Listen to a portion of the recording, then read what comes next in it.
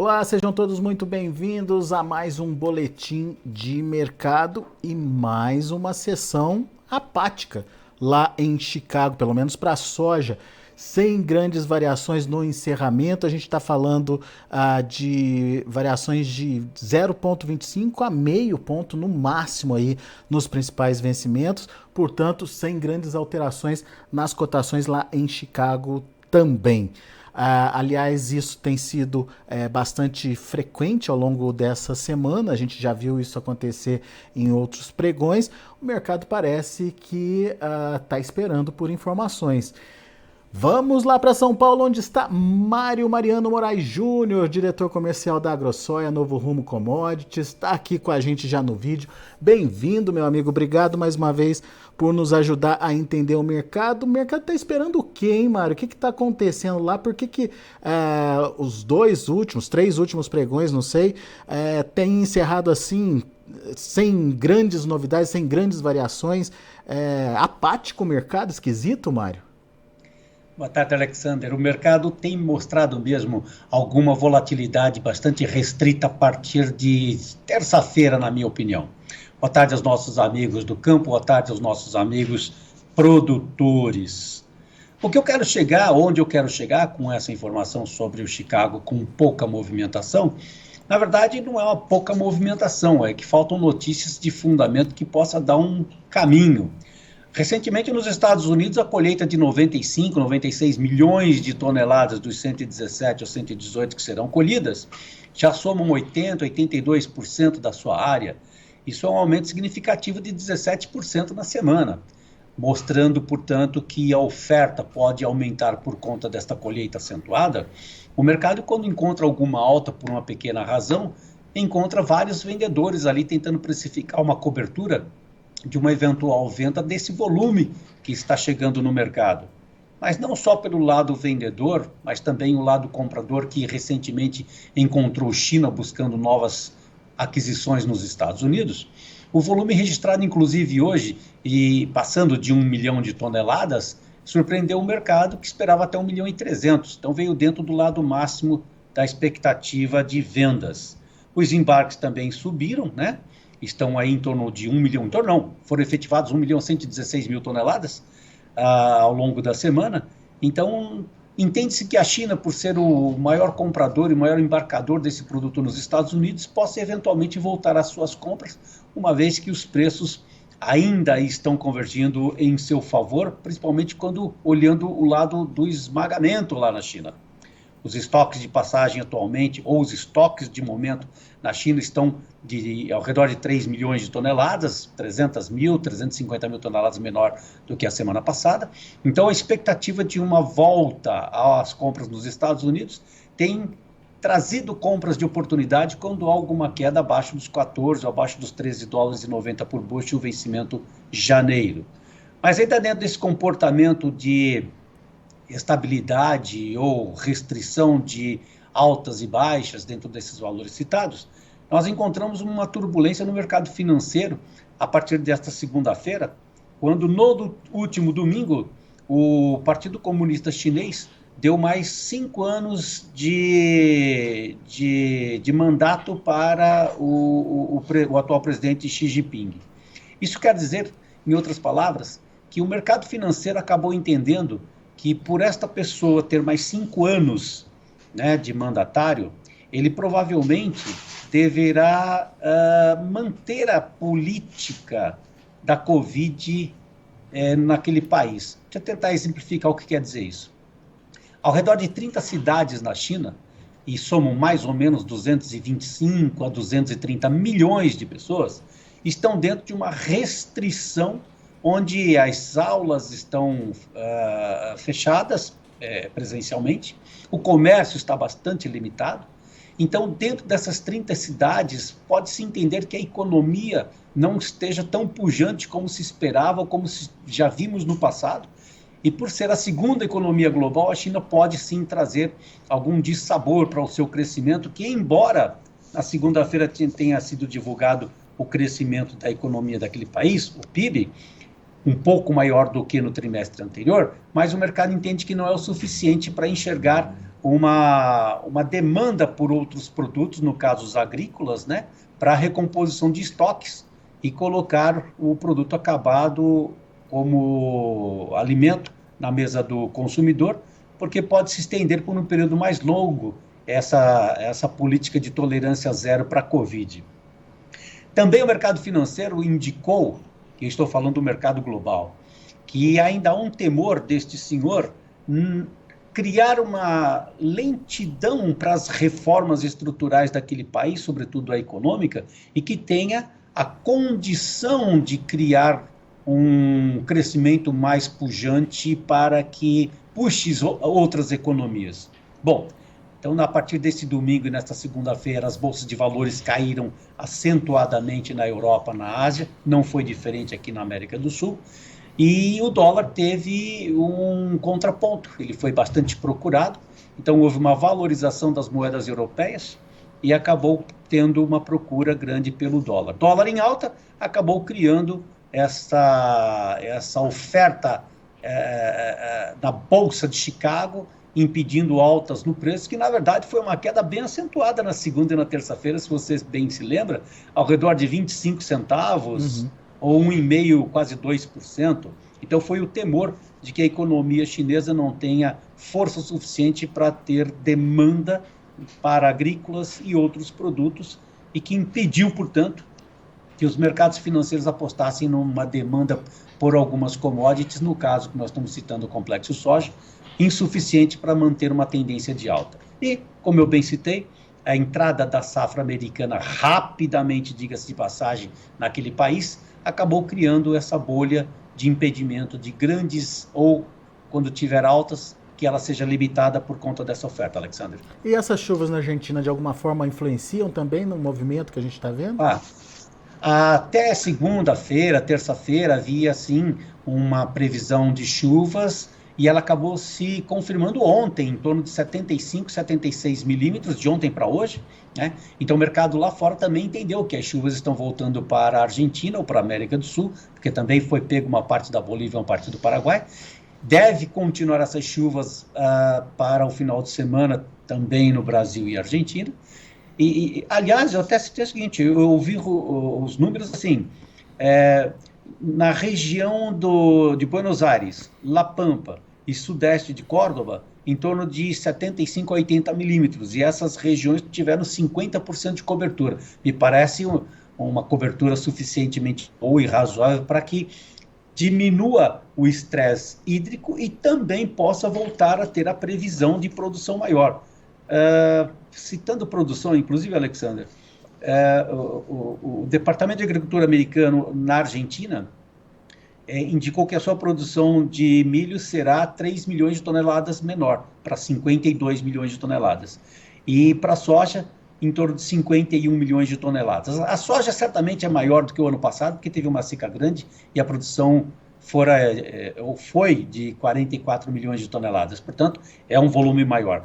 Então, somando a preocupação que existia na semana passada, da seca na Argentina, né, e os mercados europeus, principalmente para trigo e para milho, que também tem uma previsão de redução de produção, teria um mercado em alta. Mas agora com as chuvas na Argentina e essa reviravolta após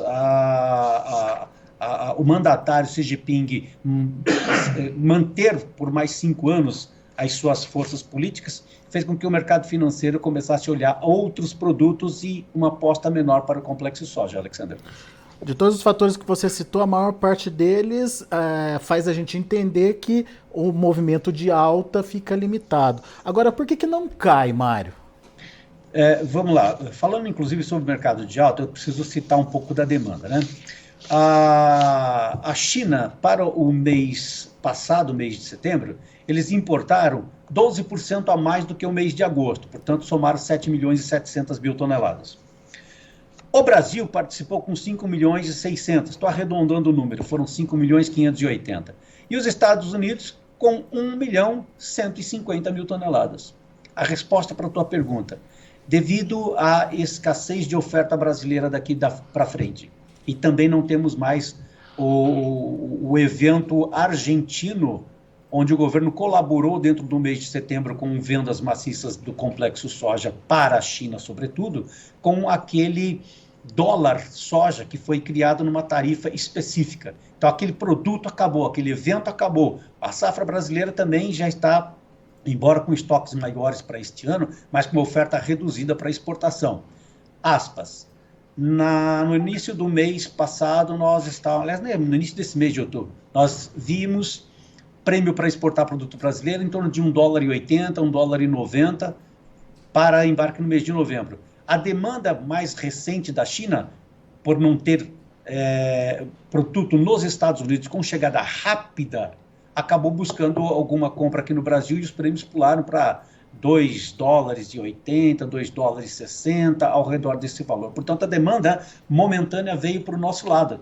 Então, a expectativa, tentando responder a tua pergunta ainda, é que nos Estados Unidos, embora a colheita esteja acontecendo a uma velocidade maior, eles vão ter que embarcar esse volume que já foi vendido para os chineses voltarão ao mercado em algum momento para buscar um volume maior, dada a necessidade pelos seus estoques de passagem ou seus estoques atuais baixos, nos Estados Unidos. E só não aconteceu isso ainda por quê? Porque o rio Mississippi está muito baixo atualmente, a navegabilidade está bastante restrita, comprometida, mas com as chuvas que já começaram a acontecer nesses últimos dias, já começou a elevar-se um pouco o volume de água naquele rio. Isso poderá, nos próximos dias, criar uma facilidade para entregar ou chegar o produto no Golfo e, mais rapidamente, atingir os portos chineses. Portanto, é possível, sim, que os chineses comecem a se sentir mais confortável com a chegada de produto comprado do passado e buscar uma nova demanda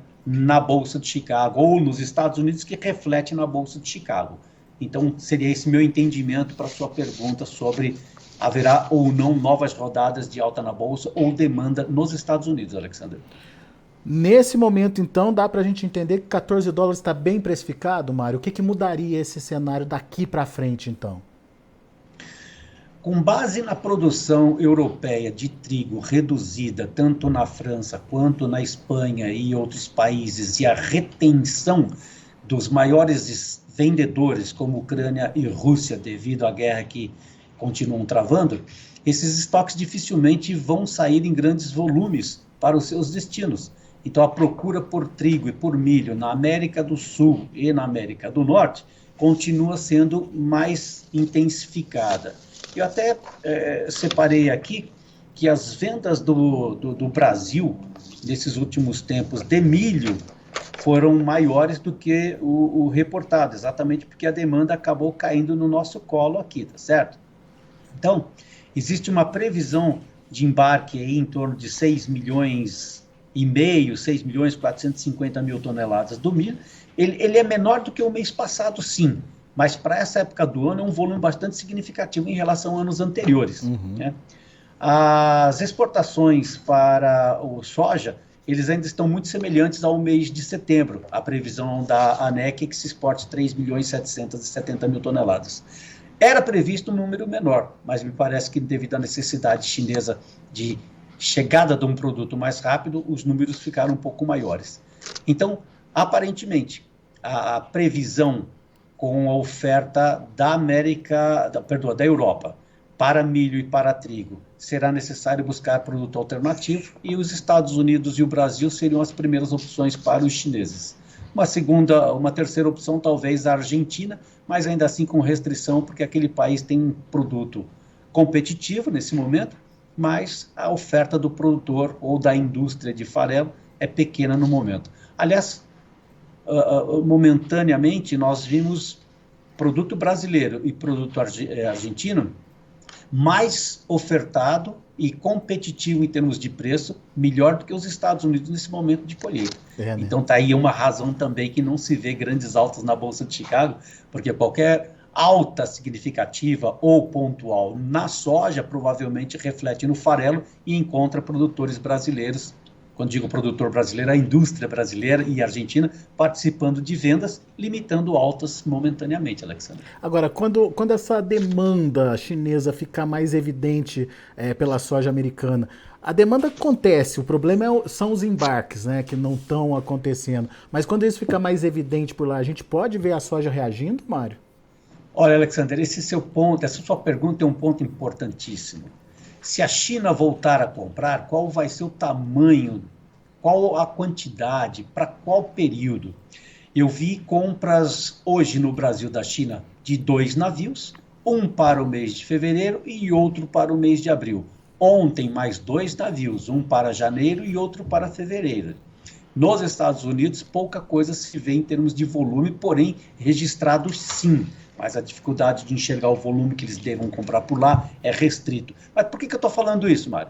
É porque nós, com essa movimentação política a partir de domingo, com a sequência do mandatário, que se ele acelerará a condição econômica daquele país para que haja uma demanda para produtos agrícolas, fica no radar, porque não se enxerga nesse momento, segundo a avaliação do mercado financeiro global, é que a tendência de o crescimento econômico naquele país está bastante limitada. E, portanto, se esse país voltar a comprar, qual o tamanho da demanda dele? E o mercado não consegue enxergar. Por isso, a queda acentuada no pregão noturno de domingo para segunda-feira e na segunda e terça-feira na Bolsa de Chicago. É difícil saber qual o tamanho da demanda chinesa para a soja, para o milho, para o farelo, se a sua economia não tiver um crescimento maior do que está divulgado e conhecido globalmente, Alexandre. Boa, Mário.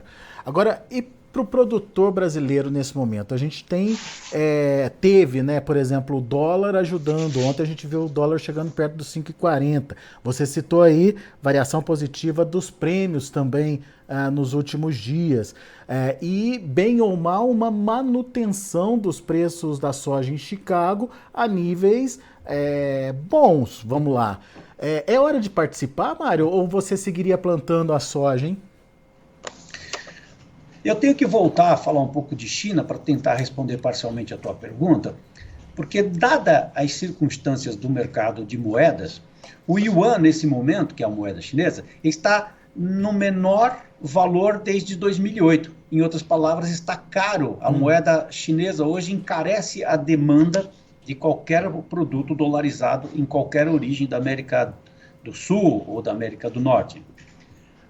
O esmagamento nos Estados Unidos, voltando na China, o esmagamento na China, nessa última semana, ele caiu em torno de 650 mil toneladas, esmagando 1.800.000.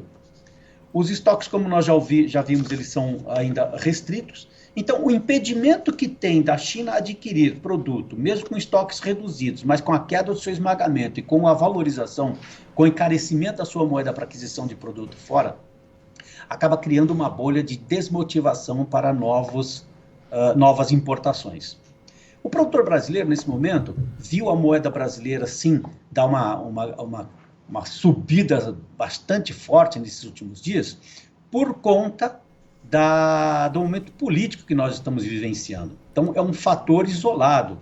Hoje, ele já voltou a fazer um patamar diferente, já teve uma queda significativa, próximo de 2%, acompanhando a tendência que iniciou-se ao longo ou no princípio da semana. Então, veja, tanto as moedas europeias, que agora o euro, inclusive, voltou na paridade com o dólar, né? A Libra teve uma valorização, o iene, né, japonês, também teve uma valorização. E o Brasil estava com a sua moeda do lado contrário, se desvalorizando por conta do momento político. Então, agora voltamos rapidamente a acompanhar a tendência do mercado global da valorização da nossa moeda contra a desvalorização da moeda americana. Na resposta para a tua pergunta, tentando ser objetivo, é que o produtor, nesse momento, se não aproveitou uma venda momentânea por conta dessa movimentação cambial, ele vai voltar para o campo, sim, continuar plantando.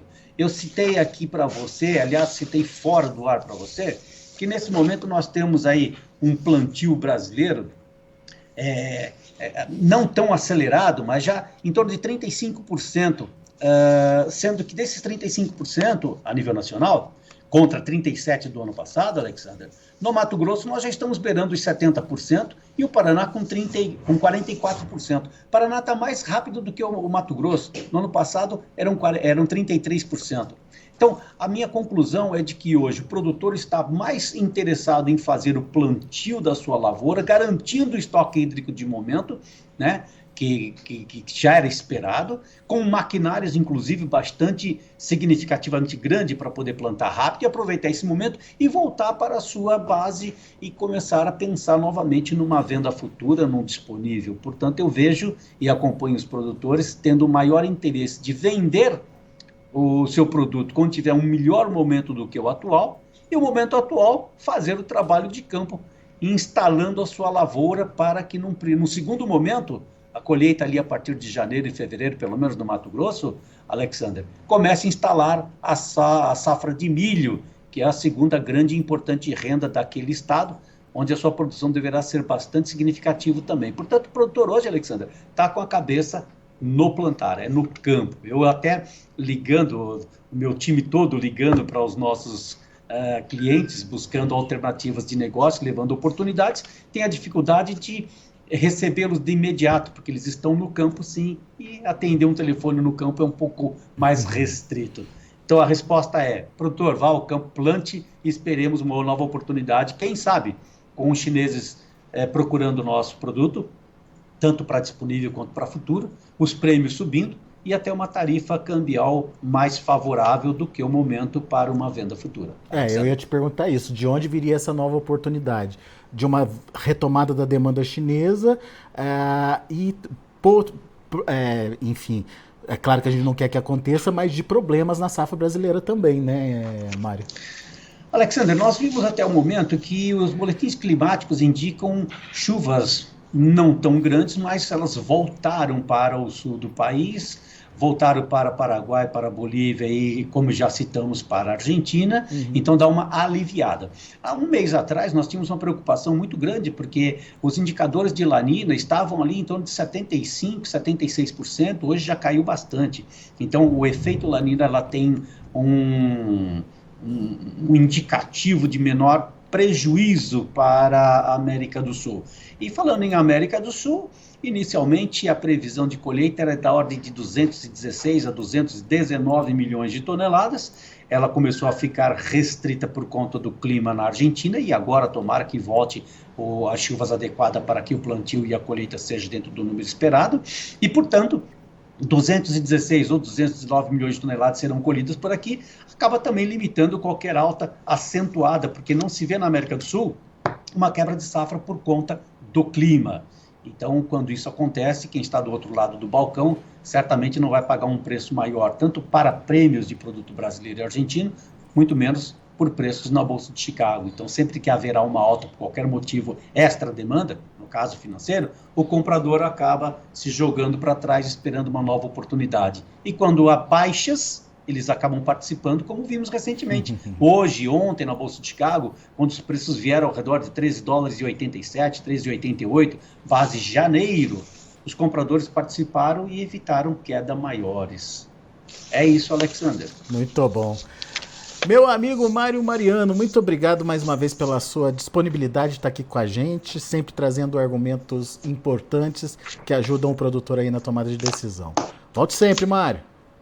Bom estar com você, com os nossos amigos do campo, e que a nossa mensagem tenha chegado limpo, transparente, cristalino, para que os nossos amigos tenham em mente notícias boas e frescas e o suficiente de entendimento para a tomada de decisão e com sucesso. Um abraço, até o próximo encontro, Alexander. Valeu, Mário, abraço. Mário Mariano, Novo Rumo Commodities, aqui com a gente, trazendo as informações do mercado da soja, dos grãos de uma forma geral, lá na Bolsa de Chicago e os impactos para a formação de preços aqui no Brasil. Vamos ver os números de fechamento dos negócios.